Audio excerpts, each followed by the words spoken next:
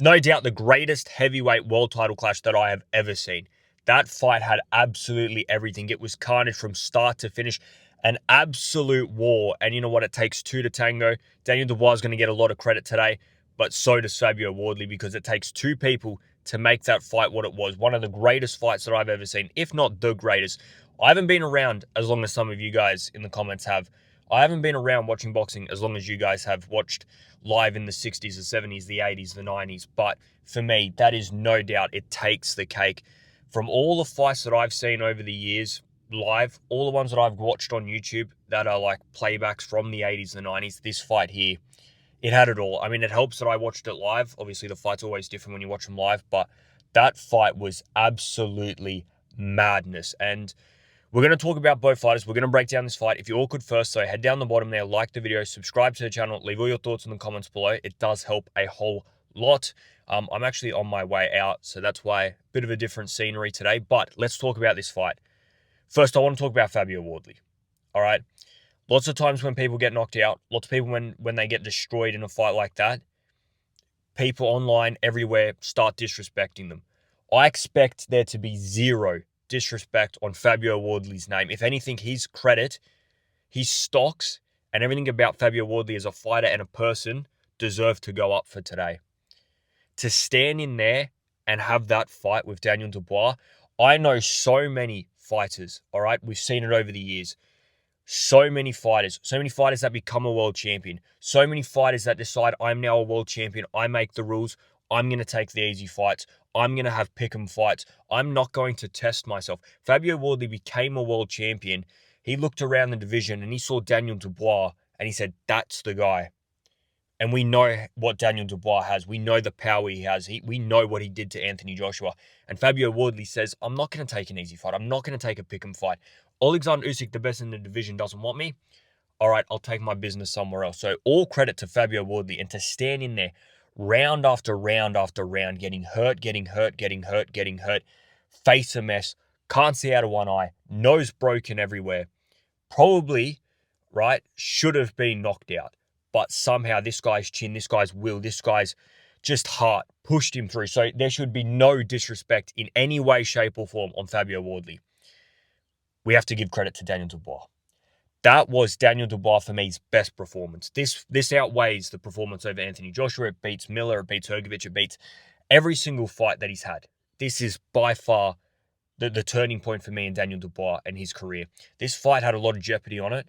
Daniel Dubois was under a lot of pressure. If he lost to Fabio Wardley today, you know, we're talking about writing this guy off completely. Not in terms of, oh, he's not going to fight again, but in terms of this guy's not going to become a world champion. This guy doesn't have what it takes.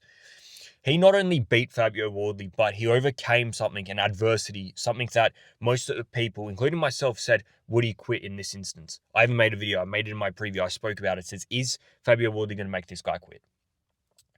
He got off the canvas twice in the first 3 rounds. After the 3rd round, didn't drop a round, won every single round until he stopped Fabio Wardley in the 11th round.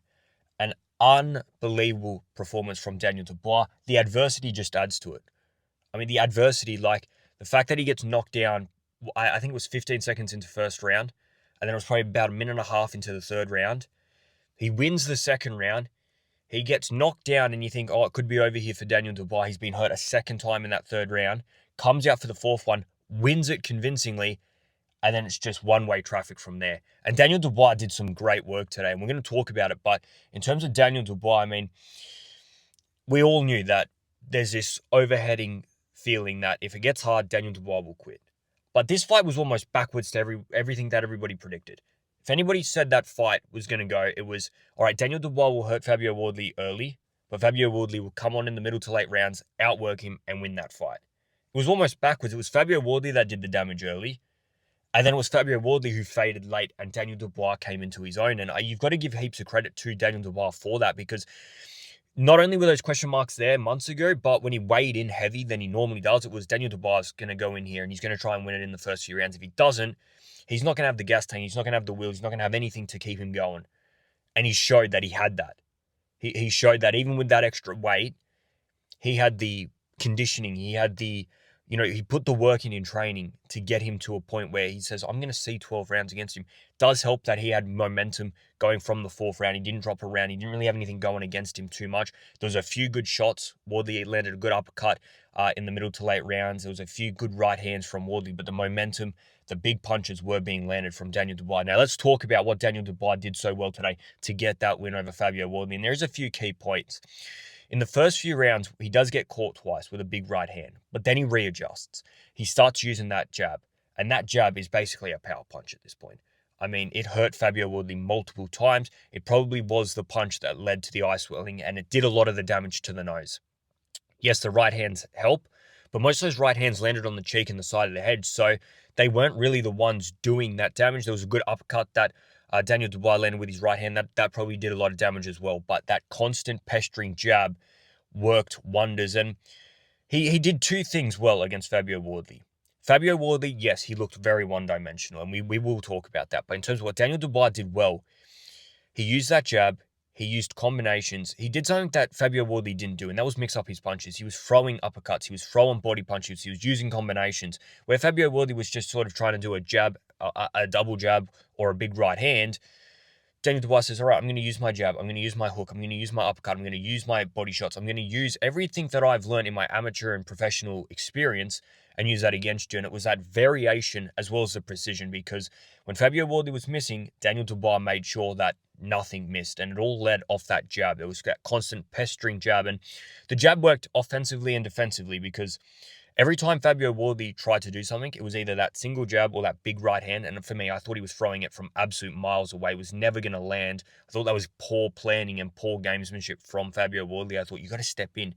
You got to get close to him if you're going to land that, because what Daniel Dubois was doing was he was using his footwork, like we spoke about in the preview, that footwork of going back and forth, being able to find the distance, step back enough that he misses, but still in range to step forward and hit him back. And that's what he's kept doing all night. And if he wasn't stepping back, he was just throwing that jab out and pushing him back, making it hard for Fabio Wardley to get in. Other things that I think he did well today, apart from those good power shots, because he did land them very well. 1-2 combinations, bing, bang, that big right hand landing constantly. But I thought the work up against the ropes was good as well. It gassed Fabio Wardley out, using that big weight of Daniel Dubois, pushing him up against the ropes, holding onto him, pushing him over the ropes. Even in the first round, when he basically does a rugby tackle on the guy, this is all stuff that's taking the energy from Fabio Wardley, taking that will out of Fabio Wardley. And you couple that up with the mean shots that he was landing, it was only a matter of time. And Daniel Dubois had everything spot on today. There is still some problems that I think we saw. I think the easiness that he gets hurt early in these fights was very similar what Fabio Wardley hurt him with to what Kevin Lerena did. It was just sort of a right punch on the top of the equilibrium. It was very similar to what Kevin Lerena did. I know he landed it with his left hand, but similar area on the head, just other side. So he's got to look out for that. I thought Fabio Wardley landed some very, very clean punches today and barely needed any setup. So that needs to be looked at. You can't be just getting hit from one-off shots.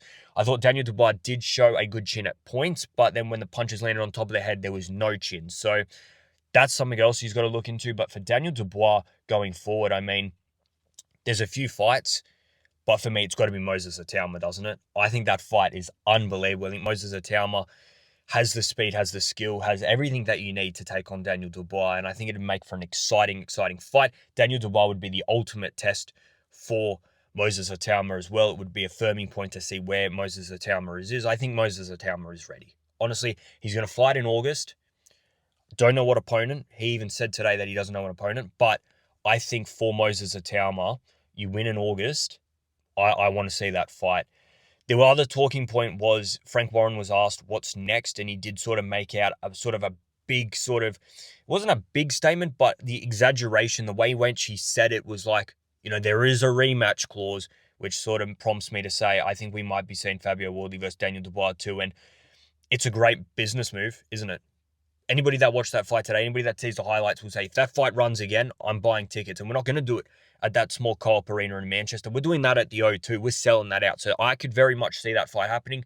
I want to see the Moses Atauma one. If I'm being honest, I don't see what Fabio Wardley can do differently in a rematch. Look, there is obviously things that he can do different. Like I said, he can step in a bit better. He can get close to the target. He threw that right hand from absolute miles away, and it was missing by, like, it was light years away. It was, apart from the few times that it did land early, there were so many times where he exhausted himself by missing. By look, Daniel Dubois, credit, he stepped out of the way, he moved out of the way, he made Fabio Wardley miss, but Fabio Wardley needs to be smarter with it. If they rematched it, I don't see it going a different way. In fact, I actually think it'd be more dominant to Daniel Dubois.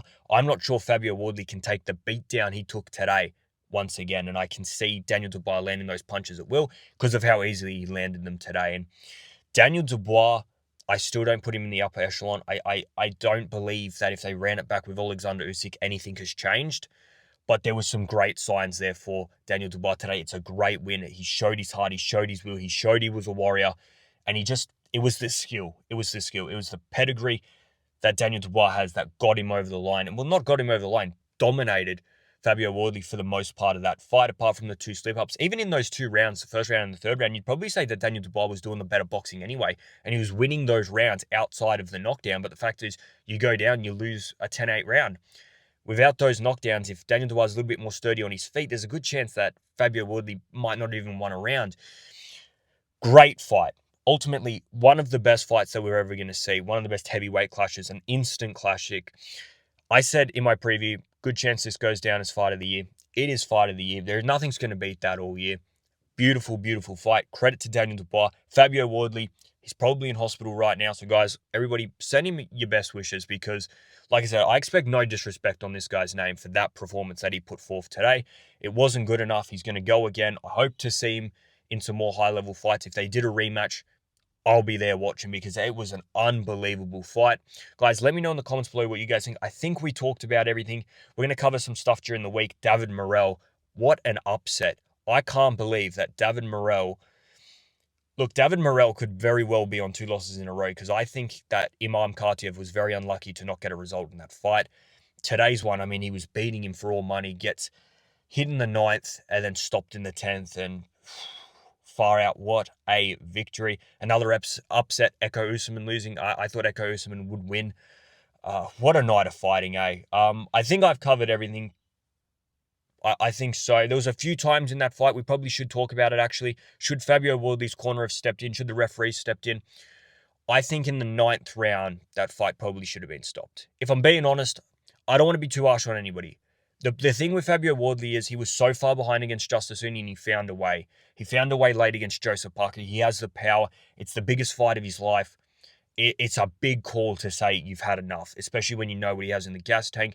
You got to protect your fighters. I think it was a great call by the referee. As soon as that punch landed in the 11th, he said, nah, it's over. I think the referee was looking at stopping that fight for a few rounds. The doctor checked him twice. It's a difficult one. If I was in there, I probably would have stopped it earlier. I think Fabio Wardley was taking an absolute beatdown, and his health's got to come first. The guy's got a family. Look at his face. He can't see out of one eye. His nose is busted. He's getting hurt badly. I would have stopped it earlier, but I'm not going to sit here and criticize anybody for not stopping it early because there was just too many factors at play. Some of you guys might have different opinions to me. Some of you might be stronger in the fact that it needs to be stopped. And like I said, fighter safety does need to come first, and I would have probably stopped it earlier. But in that moment, to make such a big call, especially when Fabio Wardley's still letting his hands fly, and he did hurt Daniel Dubois, I think in the 10th or the 9th round, he did land a good shot. So it is a difficult one. I think we've covered it all. Guys, like the video, subscribe to the channel. I'm out of here. I'm going to edit this on the road. So yeah, if it looks a bit different, if it's not as perfect, I do apologize. I hope the audio is all right. Bit of makeshift here. But like, subscribe. I'm out of here, guys. See ya.